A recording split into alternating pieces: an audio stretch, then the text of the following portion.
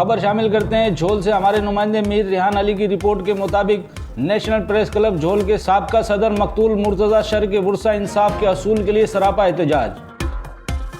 तफसीलात के मुताबिक मकतूल की बहनें बिस्मिल्ला और मुशर्रफ बशीर जो कि पीपी जिला सांगड़ की लेडीज विंग की ओहदेदार भी हैं, इनकी क़यादत में दीगर एहले खाना में से 2 बहनें और मकतूल के भाई फराज शर जो कि FIR में फरियादी भी हैं, इन्होंने नेशनल प्रेस क्लब झोल के सामने एहतजाजी मुजाहरा किया।